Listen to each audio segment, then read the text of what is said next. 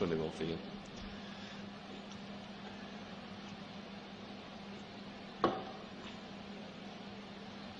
بران گوێ بگرن پێغەمبەری خوا صلی الله علیه و سلم پێمان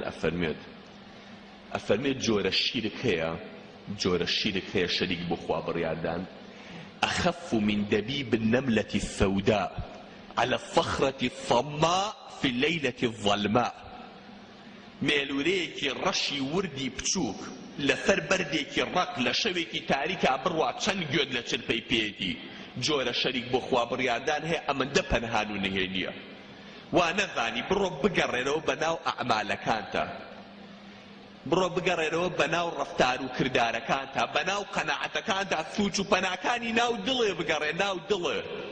بزانە شەریک بۆ خوا بڕیاردانی تیانێ چونکە شەریک جۆری زۆرە من ئەمە شوێنی نییە بە هەمووی باسی کەم گەنجن خوێنەوارن بڕۆ لەو کتێبانە ئیسلامیانە بگەڕن هیزانە بەرزەکانی عالمە گەورەکان کە باسی جۆرەکانی شیرکەکەن چونکە تۆ بەس ئەم گوناحە نەبێ هەر قوتارە دەبێت لە قیامەتە بەس ئەمە دەبێ کەس فریاد ناکەوێت بڕۆن جۆرەکانی شرک لێک بنەوە یعنی من یەک نمونەی بچووتان بۆ دێنمەوە هەتاکو لە جۆرەکانی شرک تێبگەن مەسەلەن بۆ نمونە ئەمە یەک نمونەیتر لە مەسەلەکە تێبڕم چونکە زۆری هەیە زۆر بەشی هەیە بەس بۆی هەیە کەسێ بە خەیاڵیان نایەت نازانێ ئەمە شیرکە مەسەلەن بۆ نمونە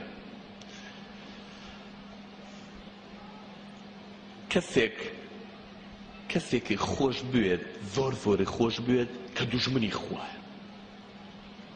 کەسێکی زۆر خۆش بوێت کە چییە؟ دوژمنی خوایە چەند دڵمان هەیە ئێمە خوا فەرمێ ما جعل الله لرجل من قلبين في جوفه هیچ پیاوێکم دروست نەکردو دوو دڵم دابێت زەلامان بیستین دوو گورچی لێ هەیە زەلامان بیستۆ دوو سەری هەیە زەلامان بیستۆ دەستی زیای هەیە قاچی زیای تا ئێستا بیست زانە زەلامی دڵێکی زیای هەبێ ئەفەرمێ ما جعل الله لرجل من قلبين في جوفه هیچ زەلامێت دوو دڵم لە ناخیا بۆ دروست نەکردووە بە دڵێ خوای خۆش بێ بە دڵێ دوژمنی خوا بڵێ وەڵا قەیچێکە ویشتم خۆشەوە مامۆستایەکی زۆر بەڕێز کە زۆر سیقەی پێ دەکەم چۆن ئەو مامۆستا بەڕێزە الحەمدولillah ناسرا و کەشتێکی وت خەڵک هەموو باوەڕی پێکە مامۆستایەکی ئاوە بەڕێز گێڕایەوە فەرمووی لە خەویە سەیرم کرد وەکو ڕۆژانی کە جەماعەتم دابەز لە ناو مزگەوتە سەیرم کرد لەگەڵ خەڵکەکەیە دوو مەلایکەت لە شێوەی زەلامە هاتنە ژوورەوە لەگەڵ دوام بۆ جەماعەتیان دابەست تا نوێژەکە تەواو کە سەلامم دایەوە سەیرم کرد دوو مەلایکەتەکە لە پێش خەڵکەکەوە هەستان چوونە ناو دەرگاکەوە سانێکی دووشیان پێ بوو وەکو وایر وا بوو وەکو گێچی لەسەر بوو یەکی دوو وایریان بەدەستەوە بوو گێچی لەسەر بوو وتیان ئێمە ئیمانی ئەو خەڵکا پێوین ئیمانی ئەهلی مزگەوتەکەی تۆ لە زۆرم لا عەجیب بوو وەستان لە ناو دەرگاکەی و خەڵکی جەماعەتەکە ئەهلی مزگەوتەکە هەمیان مەناسیرەوانە بوون کە بە ڕۆژ نوێژیانە دواوە کە شەو ڕۆژ لە دوای مرۆ نوێژەکەن وتی کە چوونە دەرەوە هەرچی ئیمانی ئەو خەڵکەیان هین کرد وتی سەیرم کرد هەمووی فەشەلی کرد هیچی دەرنەچوو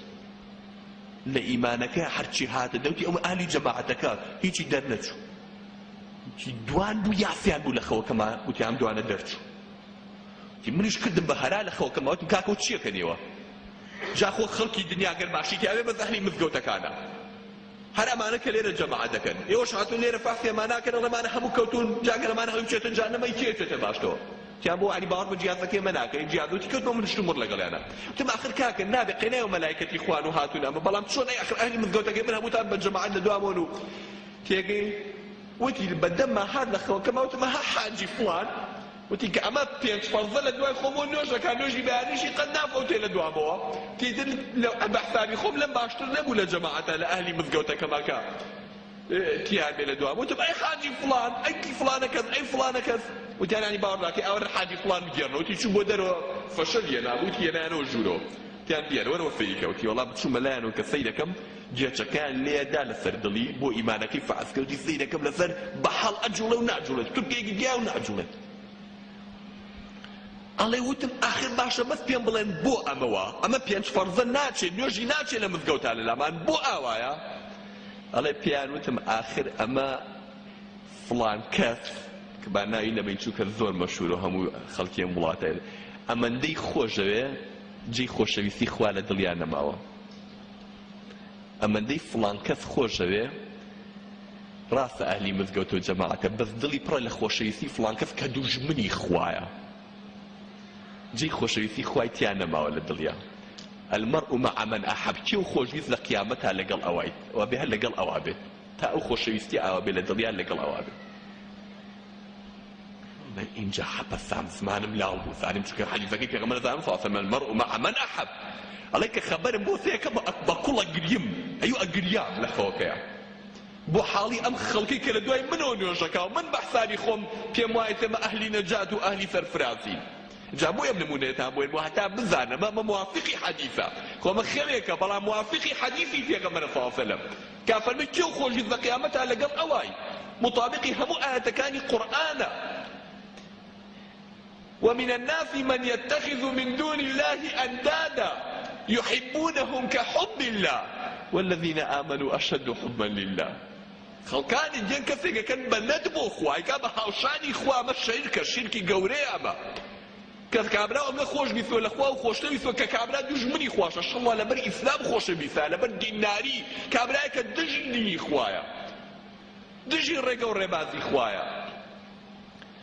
وتی بە گریانەوە شەوە هەستا بەس شەو نوێژم کرد و نەخەوتمەوە دیتا نوێژی بەیانی هەستا چووم بۆ مزگەوت سێنگ بەر حاجی فڵانیش هاو تی نوێژم تەواو کرد هەتاکو سەلاممان نایەوە و کاتی هەسانە چوونە دەرەوە هەستا وتیم حاجی فڵان ئەگەر ڕوخسەت بیت تۆ دانیشە ئیشم پێت وتی فەرموو مامۆستاگیان وتم دانیشەوەتی تا تۆ چۆڵ بوو بردمە لایەکەوە وتی پێم وتم حاجی فڵان پرسیارێکت لێ یەکەم من مامۆستای ئێرەم ئەگەر ڕاستم جوابەیتەوە بەڕاستی پێم بڵێ ئەگەر جواب نایتەوە بڵێ ناتوانم جوابە بەمەوە بەس بە درۆ جوابم نەیتەوە ئەگەر ئەتوانی بەڕاست جوابم بەرەوە ئەگەر ناتوانی ڕاست بڵێ جوابم نادەمەوە لامێ تی فەرموو مامۆستا لە خزمەتم بۆ ڕاستت جواب نایەم و چییە خێر وتی پێم بڵێ لەم خەڵکەی ئەمڕۆ لەسەر دنیایە هەیە و لەم وڵاتەی خۆمانایە کێو زۆر خۆشەوێ هەر لە خۆی پێم نەوت خەوەکەم بۆ نەگێڕایەوە بەس پێم وتم دام خەوە ڕاستەیەوان لە خەوە من چوو زانەمە پیاوەوەی ئەوکە خۆشەوێ قەت لە هیچ وام لێ نەدوێن باسی ئەویشکە وتی مامۆستا پرسیارە چێ بەم سوپای ساڵحانە وتی وەڵڵی هیچ شتێکە هاتەوە بە دڵمای حەز دەکەم زۆر معجەبی بە کێو زۆر خۆشەوێ وتی وەڵڵی تۆ زینی کردی وەڵڵی جا مامۆستاگیان چی عەرزکەم وەڵڵی جا من پێم وایە ئەمڕۆ ئەم میلەتە ئەگەر فڵان کەس نەبێ کەسی کە نییە سەری خاو ئەگەر فڵان کەس نەبێ ئاوە ئەگەر فڵان کەسی سەیرم کرد هاو بە شان و باڵی ئەوەی کە من لە خەوەگای پێمت ئای وتم خوایە وتی ئەمەی مەدەح کرد وتم وتی سەیرەکەم ئەمە ئەوەی لە خەوەکەی پێیان وتم زیاتر ڕاستە ئەم پیاوەمە هەر بە نەعوذبیلا بە چی ئەزانێ ناڵێ ئەگەر خوا نەبێ و خوا بەهانەی میلەتەکەمەوە نەیەمە ملیەتەکەم تیاچێ ئەگەر فڵان کەس بەهانایەوە لێ ئەگەر فڵان کەس شتێکی بۆ نەکرێ کەس هیچی پێ ناکرێ ئەگەر ئەو ئەم میلەتە ڕزگار نەکرێ وتم قڕ بەسەرم وەڵڵا ئەمە خەوەکەیە وتی دەوتم حاجی فڵان خاکی دنیا و قیامەت بەسەرێ بەخوا ئەم شەو لە خەومە ئەمەیان پێوتم و ئەم خەوەکەم دیوە ئەوە ڕاستیەکەی پێڵم دابڕۆ خۆت و خوای خۆت قڕ بەسەرێ ئەو دڵە کە جێگەی خۆشەویستی خوا و چۆن جێگەی خۆشەویستی خوا و دوژمنی خوای تیابێتەوە آخر کام لە ئێمە ئەگەر من بزانم فڵان و فیسان لە خەڵک ئەوێ براکەم کوژێ ئەوێ باوکم کوژێ ئەوێ کوڕەکەم کوژێ معقولەتەوە ئەو خۆش بێ سوورە زانی بە دوای گەڕێ بیکوژێ لەسەری خۆشەویستێکی منەگەڕێ من بچم ئەوم خۆش بوێ ئەخە من درۆکردن نییە لەگەڵەوەی کە من کوڕەکەم خۆشە یا کوڕەکەم خۆشەوەیە ئەو یەبەیەکی کارم خۆش بێت معقولە ئەو کەسی کە ئەو لاکەم کوژی ئاوە خۆشم بێت دوژمنی بێ جا چ جای لەگەڵ ذاتی ڕەب العالەمینە ئەمە یەک نمونە بۆ هێنانەوە لەو شیرکەی کە ئێمە لەوانەیە ئاگامان لە خۆمان نەبێت چونکە زۆرە نمونەکانی جا ئەمە جۆرا و جۆر ئەمەش 50 جۆری هەیە لە بواری سیاسەتە ئاوا قوڕکراوە بەسەریا فڵان کەسی لە هەموو کەس خۆشترێ هەیە لە تۆپێنە گەنجێکی داماوە ئالی مزگەوتە کابرای مەسیحی گۆڵەکە ئاواکە کفرەکە ئابوو ئیبن و ڕوح القودس دەم خۆیەکە بە قوربانی ئەڵە بە قوربانی خواکە بم ئەیش خواکەی چییە فەلیبە نەعوذ بالله تێگەین یەتە ناو مزگەوتەوە ڕسمی یاریچێک وا بە پشتیەوە کە ڕسمی سەلیبی پێوەیە یە نوێژم بۆکە کەنتۆرەکەی ماڵەوەکەیتەوە هی کچێکی مسلمانی محەجەبە یانی کوڕێکی مسلمانە سەیرەکەی ڕسمی کۆمەڵێک گۆرانی بێژی پێوە ڕۆژی 100 جار بە قوربان و بە ساقەیە بێ بە خۆی و ڕسمەکەیەوە تێگەی هەر یەکەی لە بوارێکە کابرا عەشائیرێکی داماوی نەگمەتە سەیرەکەی خۆی 100 جارەکە بە قوربانی ئاغاکەی و ئەگەر ئاغاکەی وتی نوێژمەکە نایکە دەروێشێتی و شێخێتیە سەیرەکەی ئەمەگەی شێخ خۆشەیە ڕۆبئەوە خوای خۆش بیفا لە فردەوسی ئەعلایە بوو منافەسەی خۆشەویستی خوا و پێغەمبەری خوای پێەکە نەعوذ بالله ئەخرەمە بوارەکانی زۆرە جامە یەک نمونەی بانی شرکتا بۆ باسکە بۆ لەسەر لاکانی تری بۆیە ئەڵێن بڕۆن بگەڕێن سووچ و پەناکانی دڵتان بگەڕێن چونکە ئەوەیان حەلی نییە لە قیامەتە ئەبێ بچی ئەو دڵە و جوان جوان غەسڵکەی هەرچی ژەنگ و ژاری خۆشەویستی دژمنانی خوا و غەیری خوای تایە هەرچی ئەفکاری فەقەت هەیە هەرچی ڕێبازی فەقەت هەیە هەمووی لێبەریتە دەرەوە بەس لا إله إلا الله کی تیا بێریتەوە بۆ قیامەتە إلا من أتى الله بقلب